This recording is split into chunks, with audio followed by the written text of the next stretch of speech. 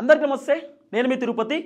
Party మారినటువంటి 10 మంది ఎమ్మెల్యేలలో దాదాపు 4 ఎమ్మెల్యేలు డేంజర్ జోన్లో కనబడుతున్నటువంటి పరిస్థితి. ఈ 4 ఎమ్మెల్యేలలో 3 ఎమ్మెల్యేల పైన అనర్హత వేటు పడబోతుందనేది ప్రధానంగా వినబడుతున్నటువంటి చర్చ. వాస్తవానికి 10 మంది ఎమ్మెల్యేలు బీఆర్ఎస్ పార్టీలో గెలిచిరు. బీఆర్ఎస్లో గెలిచినటువంటి ఎమ్మెల్యేలు కాంగ్రెస్ పార్టీలో జాయిన్ అయినటువంటి దాఖలాలు అందరికీ తెలిసిందే. తర్వాత మా పార్టీ నుండి మీరు కాంగ్రెస్కి ఎట్లా వెళ్తారు, మీరు గెలిచింది మా పార్టీలో కదా, మా పార్టీ బీఫామ్ పైన కదా, మా పార్టీ కారు గుర్తు పైన కదా, మీరు ఏ విధంగా మా పార్టీని మోసం చేస్తారు, ప్రజలను మోసం చేస్తారని చెప్పి బీఆర్ఎస్ పార్టీకి సంబంధించినటువంటి నేతలు సుప్రీంకోర్టులో అనర్హత వేటుకు సంబంధించినటువంటి పిటిషన్ దాఖలు చేసిరు పార్టీ మారినటువంటి 10 మంది ఎమ్మెల్యేల పైన. అయితే కోర్టులో విచారణ కూడా నడిచింది. విచారణ అయిపోయినటువంటి అనంతరం కోర్టు తీర్పును రిజర్వ్లో పెట్టినటువంటి దాఖలాలు కూడా మనం చూస్తాం. ఏ టైంలో అయినా సుప్రీంకోర్టు డిసిషన్ తీసుకోవచ్చు, తీర్పు రావచ్చు అనేది ప్రధానంగా సోషల్ మీడియాలో వినబడుతున్నటువంటి చర్చ. ఈ అంశం పైన చాలామంది రాజకీయ విశ్లేషకులు, సీనియర్ జర్నలిస్టులు కూడా మాట్లాడుతూ ముందుకు వస్తున్నారు. దాదాపు 10 మంది ఎమ్మెల్యేలు వీళ్ళు మొత్తం కూడా పార్టీలు మారిర్రు. ఈ 10 మంది ఎమ్మెల్యేలలో 4 ఎమ్మెల్యేలు ఇప్పుడు డేంజర్ జోన్లో కనబడుతున్నారు. ఈ 4 ఎమ్మెల్యేలలో ఒక్క ఎమ్మెల్యే మినహాయిస్తే 3 ఎమ్మెల్యేలు ఖచ్చితంగా అనర్హత వేటు పడవచ్చు. ఈ 3 నియోజకవర్గాలలో ఉప ఎన్నికలు రావచ్చు అనేది ప్రధానంగా వినబడుతున్నటువంటి చర్చ. ఎందుకంటే ఈ 4 ఎమ్మెల్యేలు పార్టీలు మారినట్టు బీఆర్ఎస్ పార్టీ దగ్గర టెక్నికల్ ఎవిడెన్స్ ఉంది. అది ఫోటోలు కానివ్వండి, వీడియోలు కానివ్వండి, అనేకమైనటువంటి ప్రచారాలు కానివ్వండి, బీఆర్ఎస్ దగ్గర కొన్ని ఎవిడెన్స్ ఉంది. ఆ ఎవిడెన్స్ కోర్టుకు సబ్మిట్ చేసిరు అనేది కూడా కొంత వినబడుతున్నటువంటి అంశం. ఆ కోర్టుకు సబ్మిట్ చేసినటువంటి ఎవిడెన్స్ తోటే కోర్టు డిసిషన్ తీసుకోవచ్చు అనేటటువంటి ఒక చర్చ కూడా నడుస్తూ ఉన్నది. అయితే ఎవరు ఆ ఎమ్మెల్యేలు అంటే, ఫస్ట్ దానం నాగేందర్ ఖైరతాబాద్కి సంబంధించినటువంటి ఎమ్మెల్యే. రెండోది మనం చూసుకుని ఇక్కడ కడియం శ్రీహరి, ఈయన స్టేషన్ గన్పూర్కి సంబంధించినటువంటి ఎమ్మెల్యే. తెల్లం వెంకట్రావు భద్రాచలానికి సంబంధించినటువంటి ఎమ్మెల్యే. సంజయ్ కుమార్ జగిత్యాలకు సంబంధించినటువంటి ఎమ్మెల్యే. ఇట్లా మాట్లాడుకుంటే పోతే గూడెం మైపాల్ రెడ్డి కూడా దీంట్లో రావచ్చు. 5వది గూడెం మైపాల్ రెడ్డి కూడా.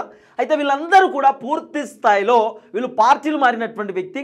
అయితే ఇక్కడ పోచారం శ్రీనివాస్ రెడ్డి పెద్దగా ఆయనే కాంగ్రెస్ పార్టీ కండువా కప్పుకొని మీటింగ్లకు అటెండ్ కాలేదు, సభలకు అటెండ్ కాలేదు కాబట్టి గూడెం మైపాల్ రెడ్డి పెద్దగా ఎవిడెన్స్ లేదు, ఆయన పార్టీ మారినట్టుగా పెద్దగా కనబడలే. కాకపోతే రేవంత్ రెడ్డి ఆయన పోచారం శ్రీనివాస్ రెడ్డి వాళ్ళ ఇంటికి పోయి పోచారం శ్రీనివాస్ రెడ్డి కండువా పెట్టేటువంటి ప్రయత్నం చేసి, మరి అది పోచారం శ్రీనివాస్ రెడ్డి ఎట్లా ఎలివేషన్ ఇచ్చుకుంటాడు అనేది ఆయన విజ్ఞతకే వదిలేద్దాం. కానీ ఇక్కడ దాదాపు 3 ఎమ్మెల్యేలు అనర్హత వేటు పడబోతుందనేది మాత్రం ప్రధానంగా వినబడుతున్నటువంటి అంశం.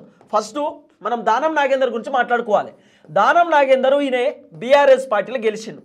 బీఆర్ఎస్ పార్టీ బీఫామ్ పైన గెలిచిండు దానం నాగేందర్. బీఆర్ఎస్ పార్టీకి సంబంధించినటువంటి కారు గుర్తు పైన గెలిచిండు.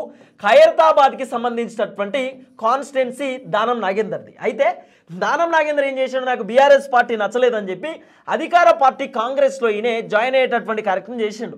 దానం నాగేందర్ ఉన్నకాడు ఉండడు కదా, ఏం చేసిండు, వాళ్ళ కాంగ్రెస్ పార్టీ బీఫామ్ పైన దానం నాగేందర్ ఎమ్మెల్యే పదవికి రాజీనామా చేయకుండా ఎంపీగా పోటీ చేసిండు. సికింద్రాబాద్ నుండి ఎంపీగా పోటీ చేసిండు. దానం నాగేందర్ ఎక్కడ దొరికిపోయిందంటే, నేను పార్టీ మారలేదు, బీఆర్ఎస్లోనే ఉన్నా అని చెప్పడానికి దానం నాగేందర్కి అవకాశం లేదు. ఒకవేళ నేను బీఆర్ఎస్లోనే ఉన్నా అని చెప్పి దానం నాగేందర్ తప్పించుకునే ప్రయత్నం చేస్తే వీళ్ళు ఏం చేస్తారు, బీఆర్ఎస్ వాళ్ళు, సార్ వీళ్ళు సికింద్రాబాద్ కంటోన్మెంట్ నుండి సికింద్రాబాద్ పార్లమెంట్కి సంబంధించినటువంటి నియోజకవర్గం నుండి దానం నాగేందర్ కాంగ్రెస్ పార్టీకి వెళ్ళి ఎంపీగా పోటీ చేసిండు. ఇదిగో సార్ ఆయనకు సంబంధించినటువంటి బీఫాము, ఆయనకు సంబంధించినటువంటి వ్యవహారం అని చెప్పి కాంగ్రెస్ పార్టీకి సంబంధించినటువంటి ఈ వ్యవహారం మొత్తం కూడా కోర్టుకు సబ్మిట్ చేసేటటువంటి కార్యక్రమం బీఆర్ఎస్ పార్టీ వాళ్ళు చేసిరు అనేది కొంత వినబడుతున్న చర్చ. కాబట్టి దానం నాగేందర్ ఇక్కడ దొరికిపోయింది. ఆయన కాంగ్రెస్ పార్టీకి వెళ్ళి ఎంపీగా పోటీ చేసిండు, ఎమ్మెల్యే పదవికి రాజీనామా చేయకుండా. ఒకవేళ నేను ఎమ్మెల్యే పదవికి రాజీనామా చేసి కాంగ్రెస్కి వెళ్ళి పోటీ చేస్తే ఇక్కడ నేను ఓడిపోయాను అనుకో, నాకు ఆ పదవి ఈ పదవి రెండు ఉండకుండా ఉంటుంది. కాబట్టి ఆ పదవి అట్లనే ఉంచుకుందాం అనేటటువంటి ఆలోచనతోటి పోటీ చేసిండు, కానీ ఓడిపోయాడు.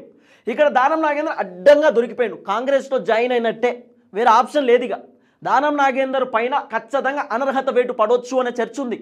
అయితే దానం నాగేందర్ గెలుస్తారా ఓడిపోతారా, ఇప్పటికిప్పుడు ఉప ఎన్నికలు వస్తాయంటే దానం నాగేందర్ 3rd ప్లేస్లో ఉండేటటువంటి అవకాశం ఉందనే చర్చ ఉన్నది. ఈ ఖైరతాబాద్ కాన్స్టిట్యున్సీలో బీఆర్ఎస్ పార్టీ మళ్ళీ గెలవచ్చు. ఆల్రెడీ దానం నాగేందర్ కూడా బీఆర్ఎస్ నుండి గెలిచిన 2023కు సంబంధించినటువంటి ఎలక్షన్స్లో.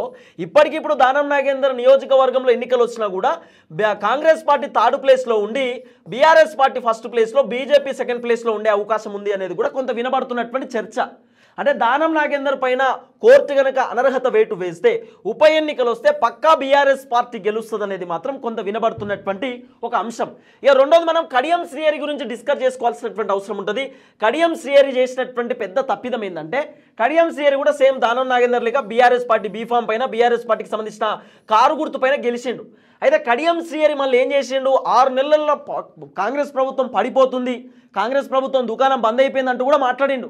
సీన్ కట్ చేస్తే కడియం శ్రీహరి కాంగ్రెస్ పార్టీలో కండవ కప్పుకున్నాడు, కాంగ్రెస్ పార్టీలో జాయిన్ అయ్యిండు. కడియం శ్రీహరి మొన్న జరిగినటువంటి ఏదైతే కాంగ్రెస్ పార్టీ వరంగల్ సభలో కండవ కప్పుకొని రేవంత్ రెడ్డిని ఒగిడిండు, ప్రభుత్వం గురించి పాజిటివ్గా మాట్లాడిండు.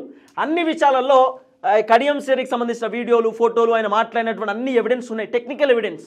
ఈ టెక్నికల్ ఎవిడెన్స్ తోటి కడియం శ్రీహరికి కూడా ఖచ్చితంగా అనర్హత వేటు పడవచ్చు అనేటటువంటి ఒక చర్చ ఉంది.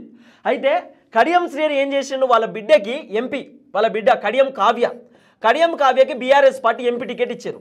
ఇచ్చినప్పుడు ఈయన ఏం చేసిండు తెలుసా, ఇప్పుడు వరంగల్ నుండి ఎంపీగా కడియం కావ్య బీఆర్ఎస్ పార్టీకి వెళ్ళి పోటీ చేస్తే ఆమె ఓడిపోతుంది, బీఆర్ఎస్ పార్టీకి అంత ప్రజాదరణ లేదు, బీఆర్ఎస్ పైన ప్రజలు వ్యతిరేకంగా ఉన్నారని తెలుసుకొని ఈ కడియం శ్రీహరి బీఆర్ఎస్కి సంబంధించినటువంటి టికెట్ మళ్ళీ వాపస్ ఇచ్చి కాంగ్రెస్ పార్టీ టికెట్ తెప్పించుకున్నాడు వాళ్ళ బిడ్డకు.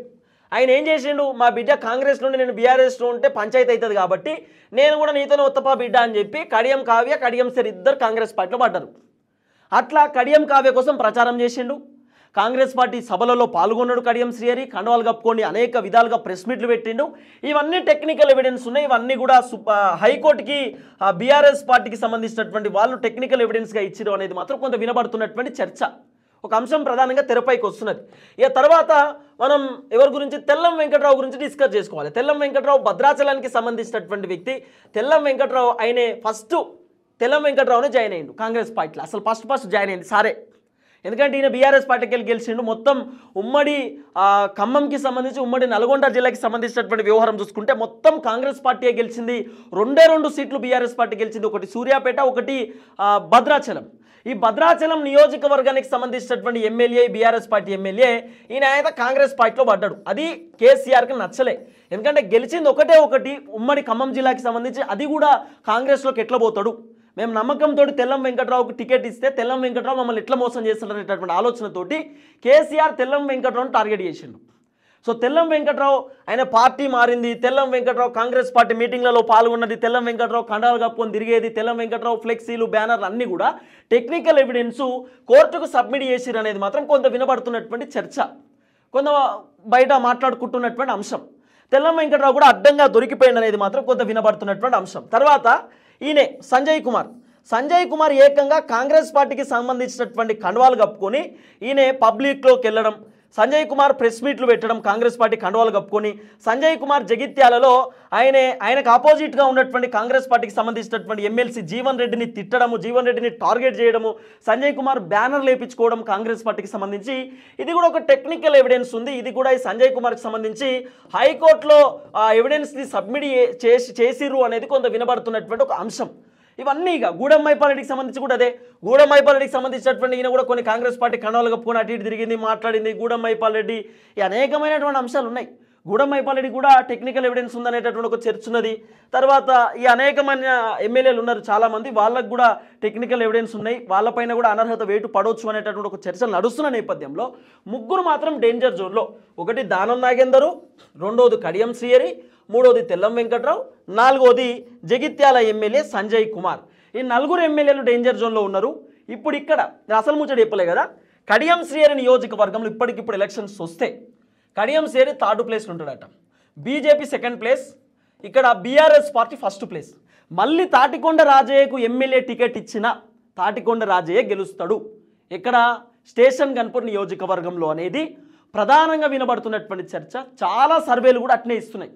ఇప్పటికిప్పుడు ఉప ఎన్నికలు వస్తే బీఆర్ఎస్ఏ గెలుస్తుంది అనేది వినబడుతున్న అంశం. తర్వాత తెల్లం వెంకట్రావుకి సంబంధించినటువంటి కాన్స్టిట్యున్సీ భద్రాచలంలో తెల్లం వెంకట్రావుకి దాదాపు 60% పాజిటివిటీ ఉంది, 40% నెగిటివిటీ ఉంది. సో ఇక్కడ ఏం జరుగుతుంది అంటే, ఒకవేళ తెల్లం వెంకట్రావు ఇప్పుడు 50-50 ఛాన్సెస్, గెలిస్తే గెలవచ్చు లేదా ఓడిపోవచ్చు అనేటటువంటి ఒక చర్చ కూడా ప్రధానంగా వినబడుతున్నది. కాబట్టి ఒకటి కడియం శ్రీహరి, ఒకటి దానం నాగేందర్ అట్టర్ ఫ్లాప్ కావచ్చు ఇప్పటికిప్పుడు ఎలక్షన్స్ వస్తాయి అనేది కొంత వినబడుతున్న అంశం. సంజయ్ కుమార్ పైన కూడా పెద్ద ఎత్తున నెగిటివిటీ వచ్చింది. సంజయ్ కుమార్ నియోజకవర్గంలో ఇప్పటికిప్పుడు ఎలక్షన్స్ వస్తే సంజయ్ కుమార్ ఓడిపోవచ్చు జగిత్యాలలో అనేది కూడా వినబడుతున్నటువంటి అంశం. సో ఓవరాల్గా బీఆర్ఎస్కి కొంత ఫేవర్గా కనబడతా ఉన్నది. ఎందుకంటే జనాలు కూడా మీకు కారు గుర్తు కోటేజ్ గెలిపితే సిగ్గు లేకుండా కాంగ్రెస్ పార్టీలోకి పోయి మిమ్మల్ని ఎవడా నమ్మేది అని చెప్పి జనాలే ఇప్పుడు తిట్టేటటువంటి పరిస్థితి. కాబట్టి ఎమ్మెల్యేలు అందరూ డేంజర్ జోన్లో కనబడుతున్నారు. దాదాపు 3 ఎమ్మెల్యేల పైన అనర్హత వేటు పడే అవకాశం ఉంది అనేది మాత్రం కొంత వినబడుతున్నటువంటి అంశం. ఇప్పుడు ఎవరైనా కూడా కొంతమంది వివిధ రకాల ఎక్స్పెక్టేషన్ పెట్టుకుంటారు, ఊహాగానాలు ఉంటాయి, మాట్లాడుకుంటూ ఉంటారు. ఇవన్నీ కూడా జరుగుతున్నాయి పార్టీలో. ఎందుకంటే టెక్నికల్ ఎవిడెన్స్ బీఆర్ఎస్ పార్టీ వాళ్ళు కోర్టుకు సబ్మిట్ చేశారని, అనేకమైనటువంటి అంశాలలో ముందుకు పోతురని, బీఆర్ఎస్ ఎక్కడ కూడా వినేటటువంటి అవకాశం లేదు, ఉప ఎన్నికల పైన ఫోకస్ పెట్టిరు అనేది కొంత వినబడుతున్నటువంటి అంశం. సో ఎట్లనో అట్లా 3 ఎమ్మెల్యేలు ఖచ్చితంగా సస్పెండ్ కావచ్చు, అవుట్ కావచ్చు అనేది మాత్రం కొంత వినబడుతున్నటువంటి చర్చ. చూద్దాం ఏం జరగబోతుందో.